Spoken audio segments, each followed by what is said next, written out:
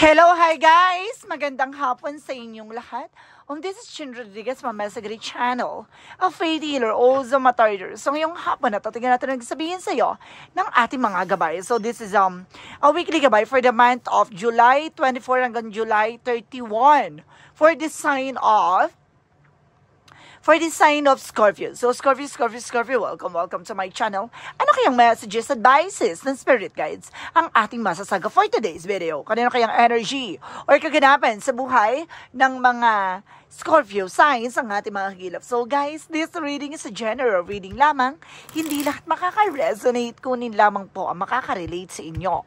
And comment down below kung kaninong energy ang ating nasagap. Next, don't forget to like and subscribe my channel and hit notification bell for more videos updated. Kasi maraming salamat po sa mga walang sawang pagsuporta sa aking channel, lalo na ang hindi nag-i-skip ng ads. Naway pagpalain kayo ng Diyos at may kapal, siksik, liglig, nag-uumapaw na biyayang manumbalik sa inyo. So let's see what is the messages advice sa iyo ng ating angel spirit for the sign of Scorpio. Let's watch this. Ano kaya kaganapan sa buhay ng mga Scorpio ang ating mga hagilap? Ito na, at tunghayan na natin yan. Angel Spirit, please give me information po. Ano kaya gusto sabihin sa inyo ng ating mga gabay? So this is something, a Queen of Swords, a bigger picture, na unti-unti mo nang masisilayan. Yung mga bagay-bagay na kay hinatnan, or yung mga bagay na gusto mong makuha, no? This is something,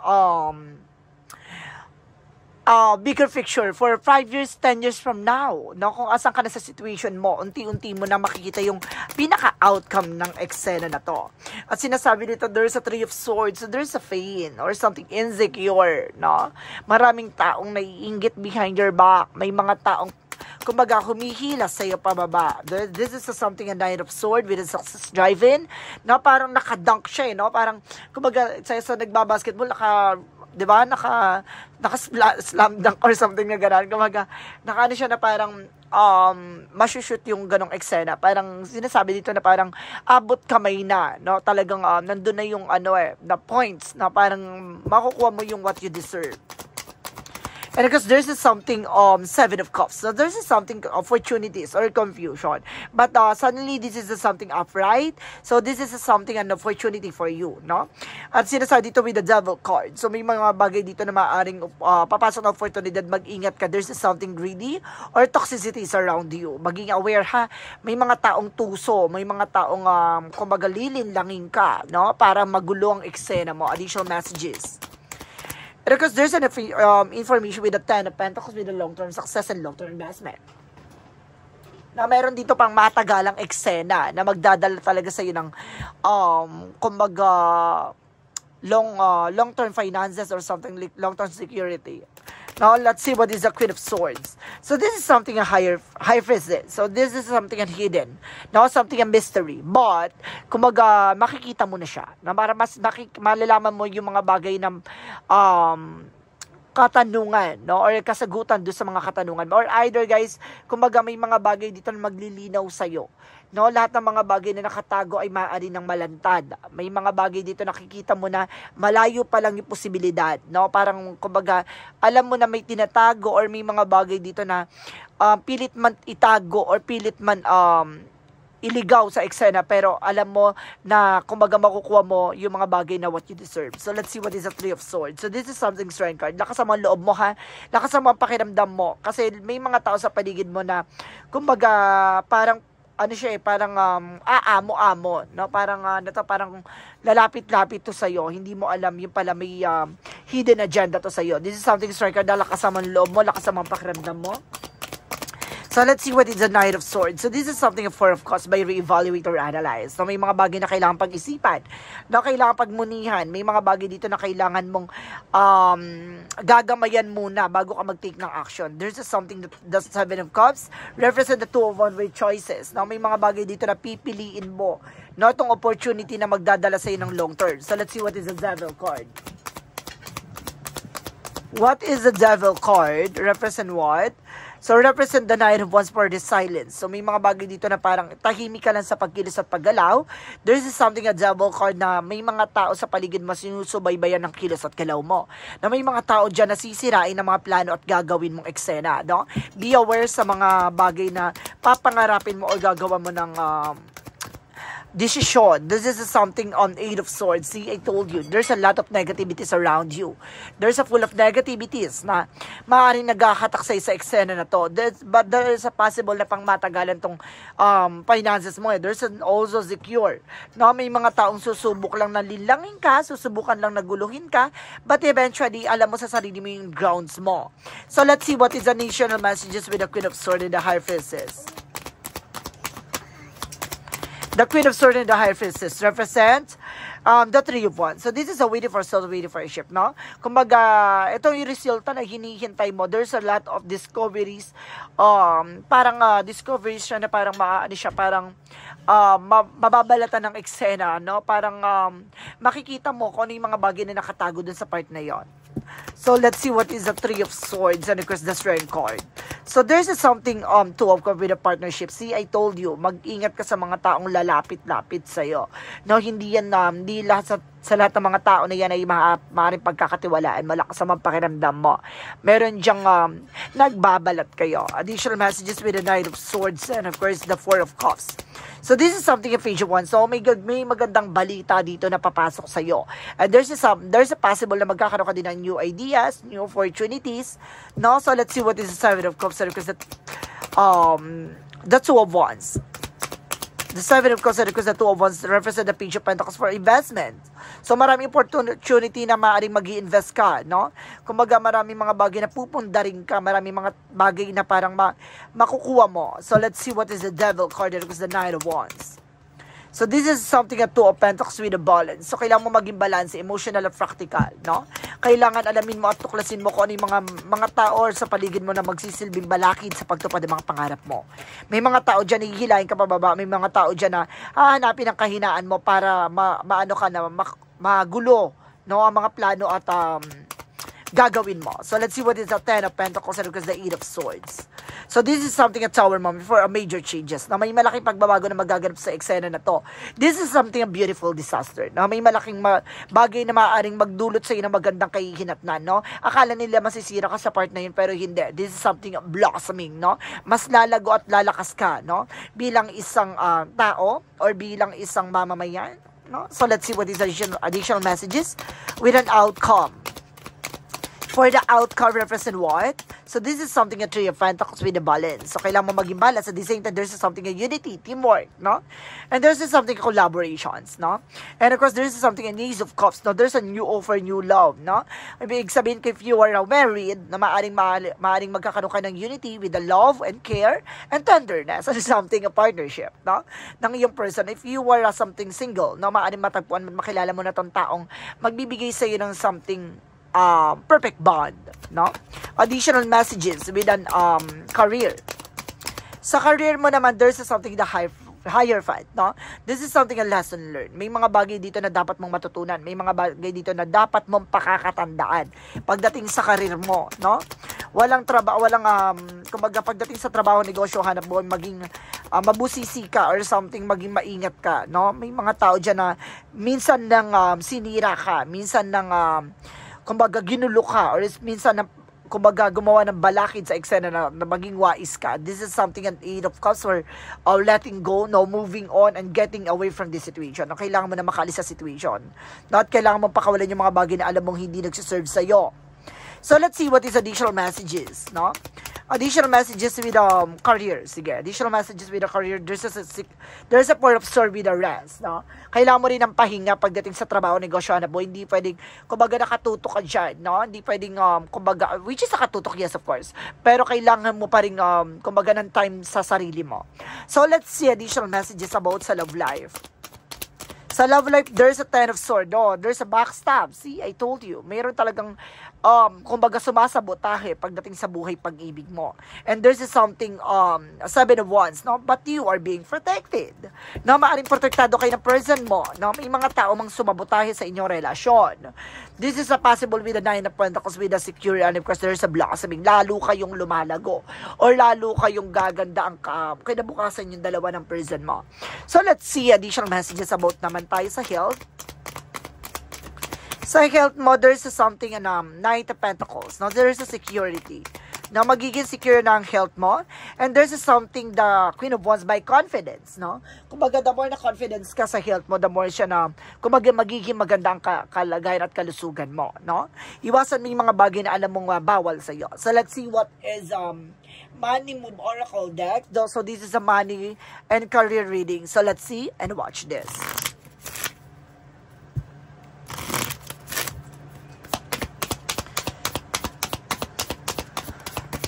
And of course, guys, this is something power. So, stay focused on your needs. So, sinasabi dito, you have the power to control and of course, take control of your life and career finances. So, see, you have the power to change your life from the fullest. Now, this is something, a love life. Connected din ang love life pagdating sa career mo. Love and be loved. So, kumbaga, deserve mong mahalin at deserve mong, kumbaga, alagaan at, kumbaga, diba, mahalin. Charis. Magmahalan, ganun, this is spiritual work. So, you are a light worker. See, this is something, kumbaga, ikaw pa yung magtuturo or ikaw yung magsisabing liwanag sa mga ibang tao na about sa spiritual, no? Maaring mataas ang spiritual abilities mo or spiritual knowledge mo na makakatulong ka sa mga taong may mga karamdaman or may mga lubos na nararamdaman about sa spiritual. No? So, let's see, guys, no? What is additional messages naman tayo with Mystic Love Oracle deck. So, let's see. About naman to sa love life. Anong chika sa iyo ng ating gabay?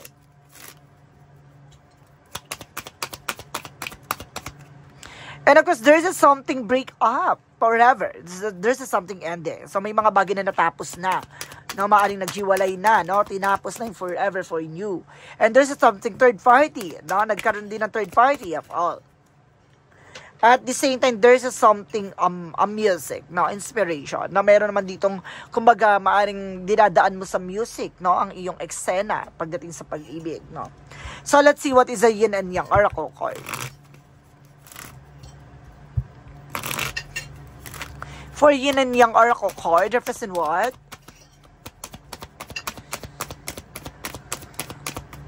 And of course, there's something limitation, no? Limitahan mo yung takot at pangamba mo, ha? Kumbaga, kumbaga, may sarili kang multo dito na maaaring kailangan mong pakawalan. And there's something forming structure and solid foundation, no? Palakasin, patibayin mo ang sarili mo, kaalaman at kakayanan at ang iyong finances, no?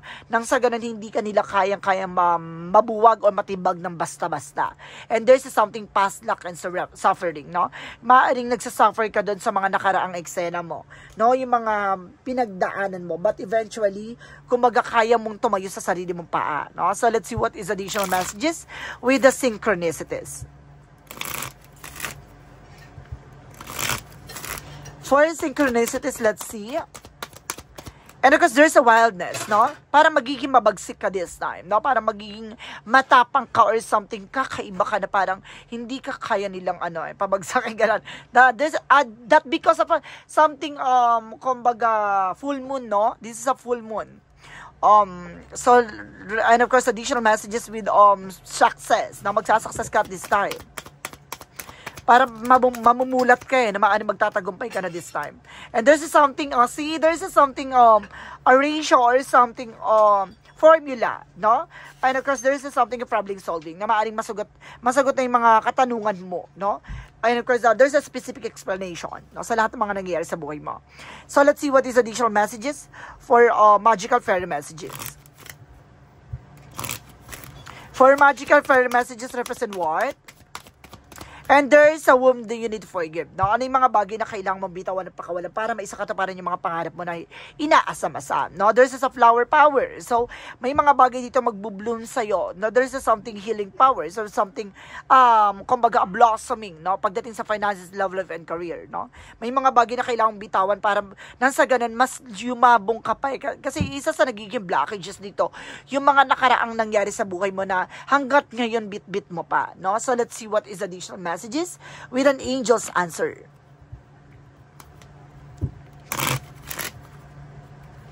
For the angel's answer, represent what?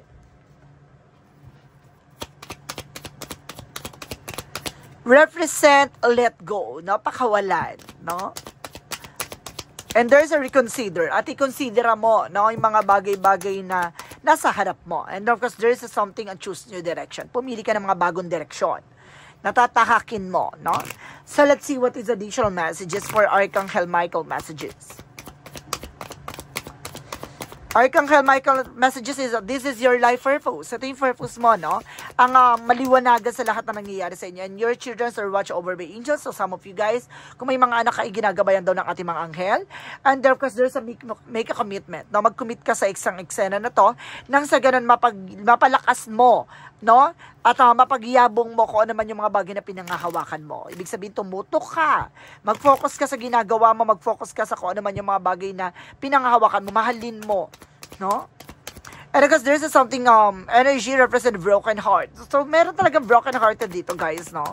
Meron talagang nasaktan at nabigo, no? At, kumbaga, iniwan. There's something strategy, no? Gamitin mo tong strategiya para ma-motivate mo yung sarili mo for the highest good, no? Para maging, kumbaga, matagumpay ka sa lahat ng ginagawa mo or larangan na pinangahawakan mo. No? At the same time, there's a deceit, no? May mangkukulam talaga dito, guys, no? There's something deceit. Or may gumawa ng eksena kaya siguro naghiwalay kayo ng person mo. So, let's see what is additional messages with the romance angels. Pagdating sa relasyon, there's a flirt. Kailangan mong humarot, ha? And there's something forgiving learning. No? Kailangan mo matuto at kailangan mo magpatawad at kailangan mong tumutok at matuto, no, sa mga pinagdaanan mo. No? As you release and heal the past, you experience more loving in your present moments. No? And of course, there's something healing family issues. Na may family issues talaga dito. Maaaring may gumagawa sa'yo with a family related. Na maaaring related sa person mo. No? Kaya siguro naghiwalay kayo. No? Ganon. So, let's see what is the chakra messages. And there's the perceptions, no? Kumbaga mag-enlighten lahat ng mga bagay na iniisip mo, no? Mga plano mo, perspective mo. And there's something release, no? Pakawalan mo yung mga bagay na hindi nag-serve sa'yo or may mga bagay na kailangan mo alisin, no? At waksiin at solusyonan. No, meron ditong, kumbaga, there's a black magic involved talaga with this with a mangkukulam. There's an insecurity, no? Iinggit to sa'yo. So, let's see what is the Monsology represent what? For Monsology, represent and don't let past hold you back. No, wag mo na rin balik-balikan na nakaraan. And take time to breathe out. No, kailangan mong huminga, no, kahit papaano sa mga nangyari sa iyo. There's a personal issue.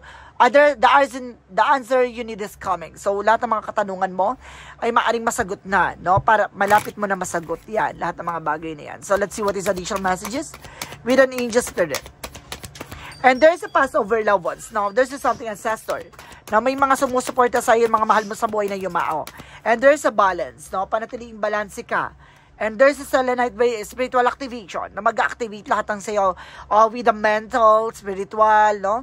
Maaaring kumbaga, this is a spiritual activation or kumbaga, or represent dito yung yung kaisipan mo na maaaring maliliwanagan ka sa lahat ng nangyari sa buhay mo.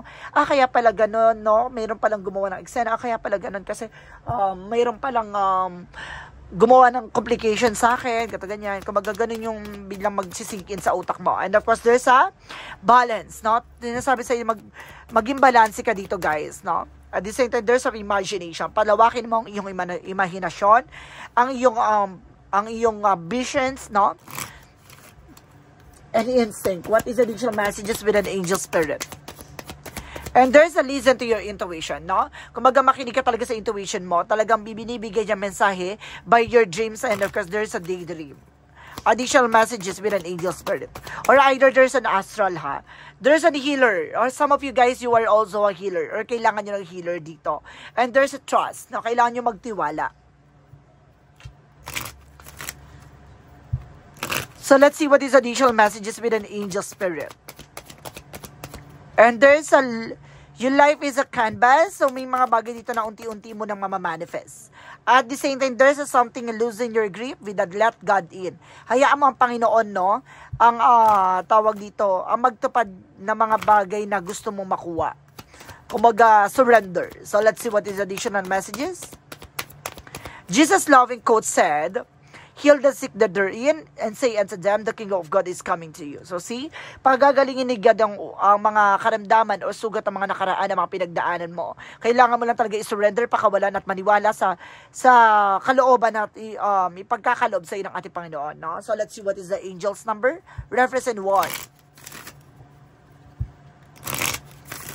For an angel's number, represent what? So there is 6664, reflect. Na maaaring may mga bagay na ginagawa mo magre-reflect sa iyo. Several unexpected development will enter your life. No? When they enter your life and impact how you feel, and of course, this is a chance to reevaluate your identity. You need a mental shift towards greater optimism, self-assurance, and trust. Put your faith in your God, the inner voice, and pay attention to your feelings and use them to help you become a better version. No? Kumbaga, sinasabi dito na unti-unti mo makikita yung mga bagay na katangian at kakayanan mo. No? May mga bagay na kailangan pag-isipan at may mga bagay na, kumbaga, kailangan mong pakakatandaan sa sarili mong kakayanan at kaalaman. No? May mga bagay dito na kailangan mo munang matutunan at maramdaman bago maipakita sa iyo ang tunay na kahulugan na nangyayari sa iyo sa kasalukuyan. So, let's see what is the messages of life. Messages of life represent what? Represent the eyes of the heart. So, gagamitin ng puso mo, no, para makita lahat ng mga kaguluhan, kaganapan sa buhay mo, dahil ang puso mo ang tunay na, kumbaga mata mo, na para malaman ang totoong nilalaman nito. Today, I perceive the real beauty of every person I meet with the eyes of the heart. I see behind the personality and focus on the energy of love that dwell beneath of the surface. I am filled with the wonder and the presence of the God in every one of us. The eyes of the heart allow me to see the divine shining everywhere. So see, ang mata mo ang makakakita ang totoong nagmamahal sa iyo at totoong talagang minamahal mo sa mga bagay na nasa paligid mo. So, see guys, this is something a weekly gabay for the month of July 24 hanggang July 31 for this sign of Scorpio. So, Scorpio. Maraming salamat for this wonderful reading. So, once again, this reading is a general reading lamang. Hindi lahat makaka-resonate, kunin lamang pa makaka-relate sa inyo. And comment down below kung kaninong energy ang ating nasagap. And of course, don't forget to like and subscribe my channel and notification bell for more videos update.